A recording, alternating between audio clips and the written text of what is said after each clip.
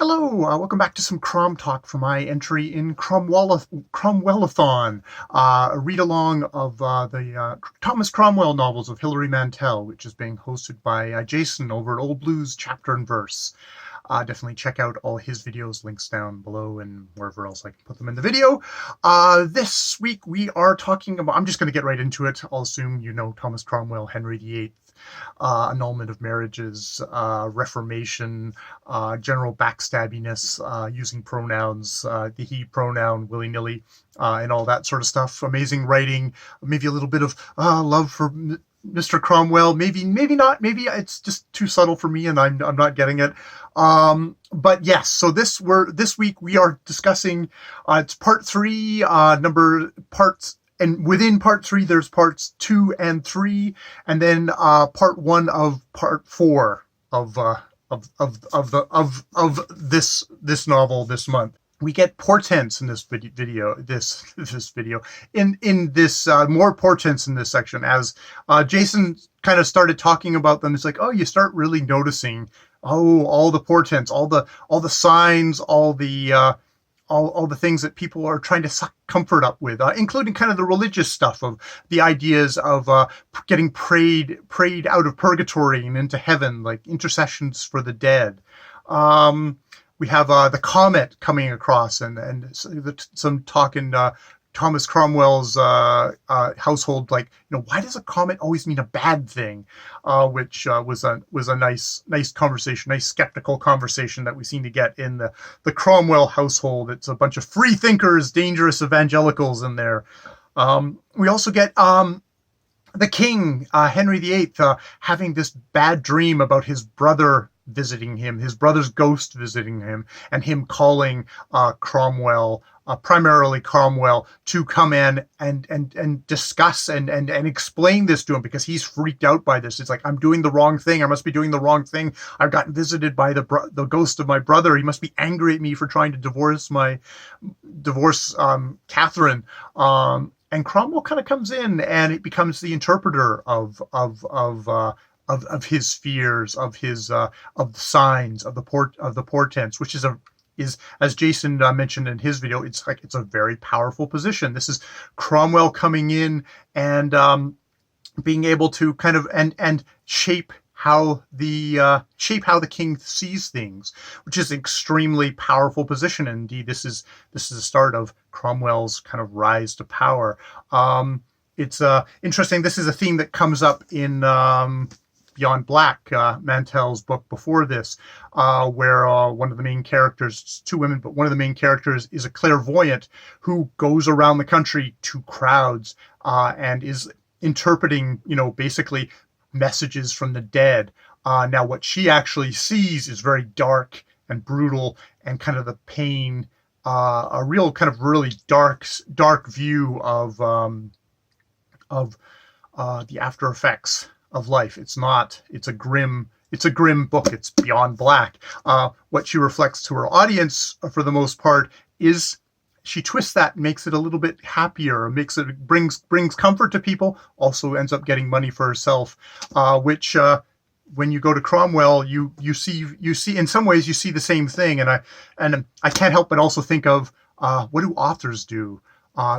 Hilary Mantel is taking the story of Thomas Cromwell, and she's shaping how we look at him, perhaps making it a little bit sunnier, a little bit more.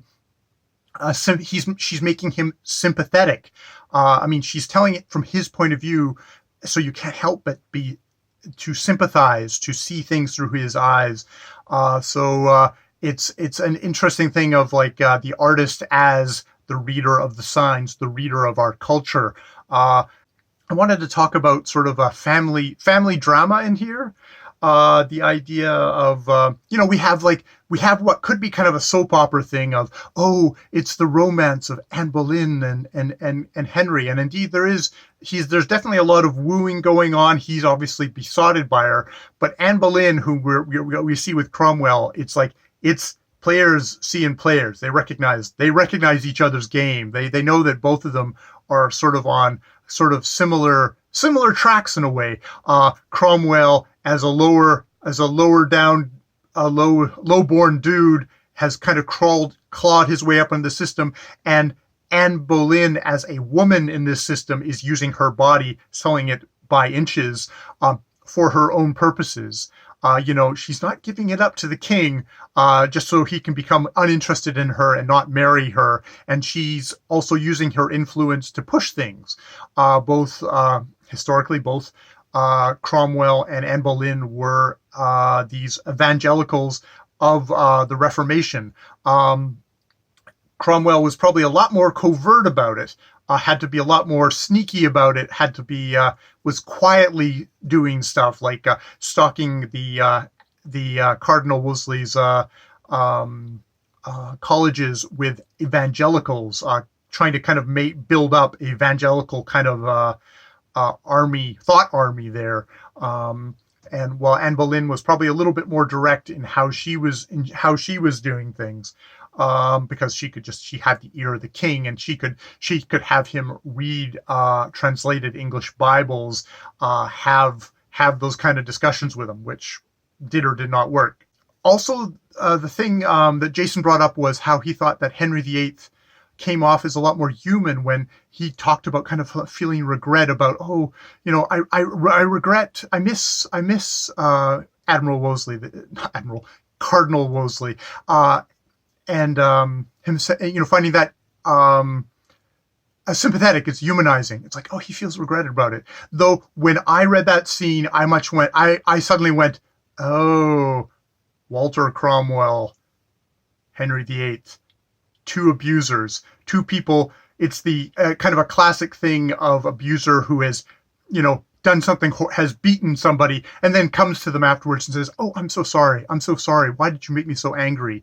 That is kind of the vibe, actually, I get off of that. That is a pattern. Let's just say that's a sad and very familiar, very humanizing pattern. I'm humanizing a pattern of an abuser, except when you elevate it to the thing of an absolute tyrant, having absolute power, and having everyone around you going, yes, whatever you want, must be something that just, I can see why you can generate that kind of psychology, which probably is why someone like Thomas Cromwell, who, he's going to claw up and he's going to get more and more power, and it'll be interesting to see how sympathetic he is then.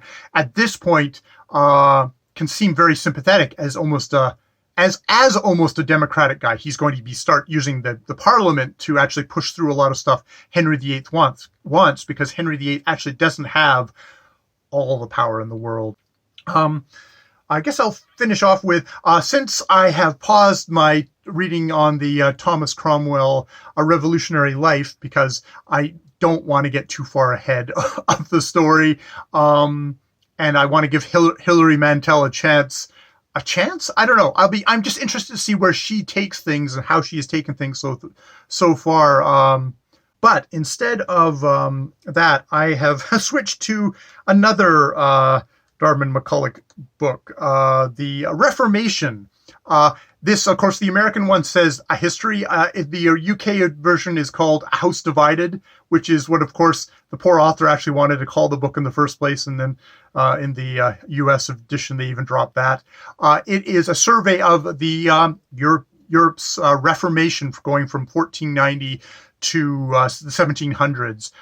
So it's not just so English specific. It's also Diarmaid MacCulloch is actually doing an amazing job in this book of just sort of I'm trying to get a kind of a sense of the mindset, because Wolf Hall is extremely readable, and it feels, in a way, it's probably because it's just so, she's so good at plunging you into it. It feels very contemporary in a way. There's the contemporary character of Cromwell, and I guess I'm looking in Diarmaid MacCulloch for a little bit more of what I consider the alienness of it. I'm an atheist. I come from a Catholic, a English Catholic mother, and a probably Presbyterian Scottish father, and the two met and canceled each other out. At least in my case, made a big old atheist of me. So I'm trying to kind of suck up just like what was people's thought process, that whole idea of kind of purgatory, the whole idea of kind of the outrage of, oh, this is a lie, this wasn't in the book. The ideas of the Lollards were actually the first ones who were pushing this thing forward of, oh, we should actually read the Bible, and how dangerous of an idea that was, how disruptive of it was. And I guess as a modern culture, we look at that and think, well, that's terrible. They wouldn't let them read a book. But it's like, you see what happened when they let them read a book. The Reformation happened. This thing that, this power of an idea, as Diarmaid MacCulloch kind of puts forward, which shattered what had been the domination of the Roman Catholic Church for 1,000 years. So it's like, you have to getting into that, these kind of truly the revolutionary ideas. I want to get suck up a little bit more of what was the mindset of the time, to probably help me recognize a lot of the more subtle things that are happening in Wolf Hall, because I am a blundering wildebeest in a china shop that way. I'll put a link somewhere around here to Diarmaid MacCulloch actually just talking about the Reformation in general. It's like an hour-long talk, which might be a little bit more acceptable to those of you out there who don't have time for a however many page book. I'm listening to it on audio because it happened to be at the library, so it's convenience sake for me. But yes. So that is what is happening this week in Cromwellathon for me. I hope you are enjoying the book. I can't imagine anyone else is watching this video if you're not reading the book. And I'll talk to you next week. Bye for now.